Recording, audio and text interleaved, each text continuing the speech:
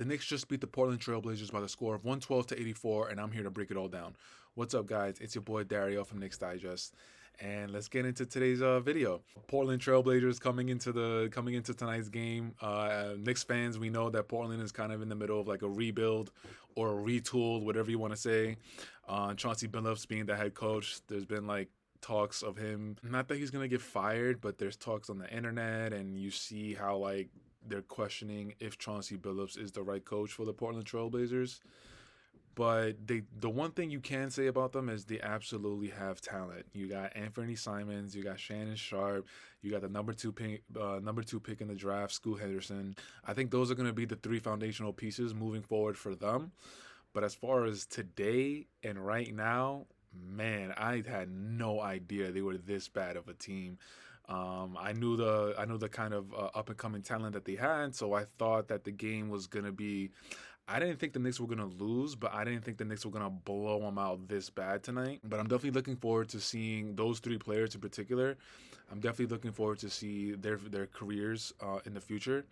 They also have the big man DeAndre Ayton, who he proclaims himself as dominating, but he literally hasn't shown up when he was with the Phoenix Suns and they were in the playoffs. He didn't show up, and his game, he should be called Dama Soft, because he's one of the softest big men I've ever seen in my life. But he's getting paid as if he's like Wilt. But whatever, that's another story for another day. Let's get to these Knicks. So of course, when we talk about the Knicks, we automatically got to go to the two-headed monster, Jalen Brunson and Julius Randle. Let's start off with Brunson. Brunson ended up with 12 points, shooting 3 of 11 from the field, 1 of 7 from 3. Like 12 points, when you look at the stat sheet, those numbers are not going to jump from the page, obviously. But this game, Brunson absolutely did not need to do anything crazy. He got his points when he needed to. He got to his spots when he needed to. And as far as like, if I'm concerned or worried that he only had 12 points and he only converted 3 field goals, like absolutely not. He went to the line 6 times, shooting 5 of 6. So as far as tonight, Brunson ending with the type of game that he had, it's fine. It's not a big deal. But what we should be talking about is the second head of the two-headed monster. We're talking about Julius Randle, ending the game with 20 points, 7 of 17 from the field, 2 of 4 from three-point, and he went to the line 4 times and he converted 4 free throws.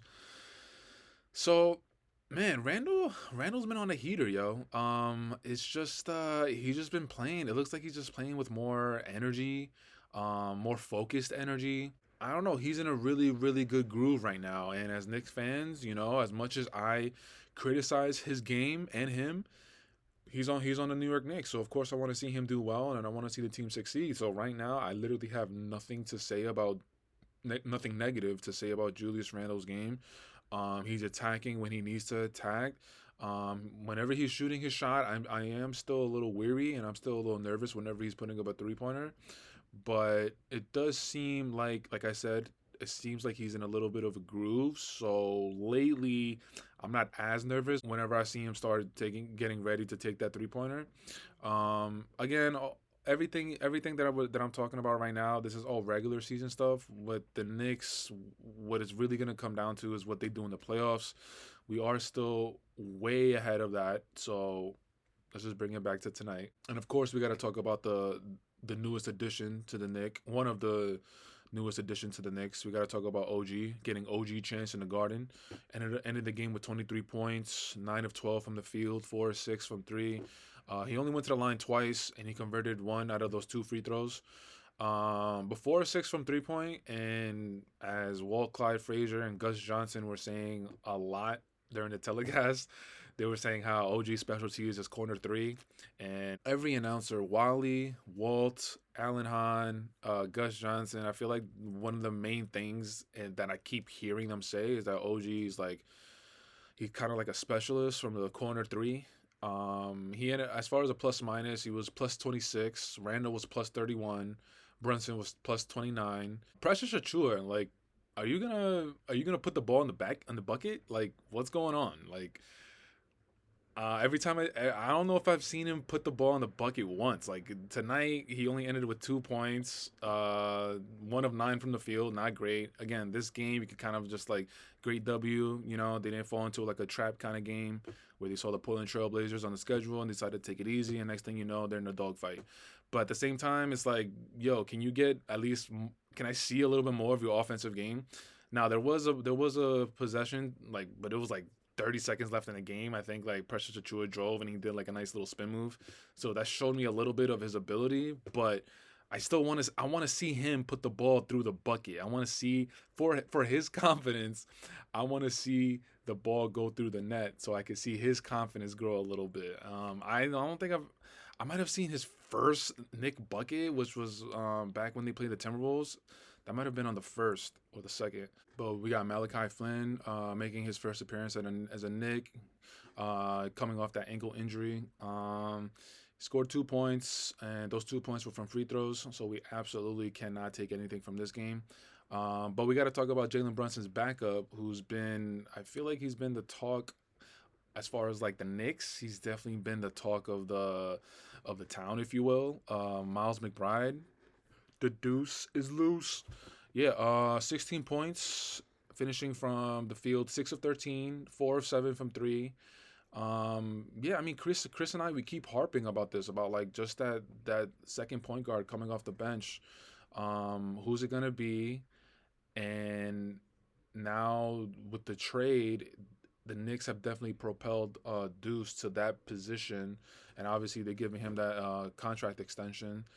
So I don't want to say that he has pressure on him, but Knicks fans and just the basketball world in general, like we're definitely keeping an eye on that because again, the trade deadline is coming up, and the team that we play tonight actually has been linked to the Knicks in some trade rumors with Malcolm Brogdon being the target of a Knick trade.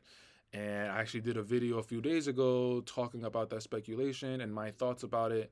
Just as you can see tonight, like Malcolm Brogdon with the Blazers, like they're not going anywhere.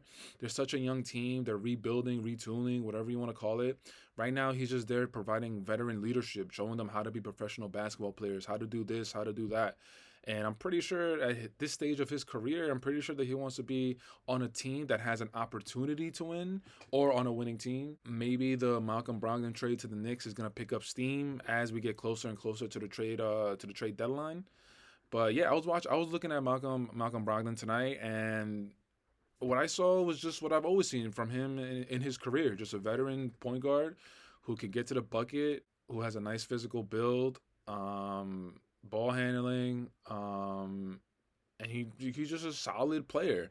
And if we get that, if we depending on who we give up, if we get Malcolm Brogdon backing up Jalen Brunson, that'll be solid. But I'm not sure. I think my gut tells me that they're gonna stick with Deuce, and then when the playoffs come around, Deuce is gonna have to he's gonna have to show us what he's been showing, but in the playoffs, which is completely different. Those type of minutes, the type of intensity, the physicality. If you're an NBA fan, you know the difference between a regular season and the playoffs. Like the type of minutes that Deuce is gonna get, they'll probably be the same, but they're gonna have a different type of feeling, different type of intensity, and we're gonna see if he's gonna be able to come through during those minutes. Another one of the Nova boys, Ryan Arcidiacono, even got in the game. He only put up one shot. I mean, if I was him, I would have been jacking it up, man, because like I'm not getting these type of minutes, so I'm definitely jacking it up. Before I wrap it up, just want to keep giving a shout out to Isaiah Hartenstein, doing an amazing job in Mitchell Robinson's absence. He's going to be the starting big for the rest of the season and in the game with 5 points. But 14 rebounds. And again, time and time again, we see Hartenstein make these plays from the mid to high post where the players are doing a backdoor and he's actually able to give that pass. So, Hartenstein, big shout out to you. Salute to you. Keep doing your thing. And Knicks, keep doing your thing, man. And I'm going to end the video there, guys. Let me know what you guys think. Leave it in the comments about the game tonight.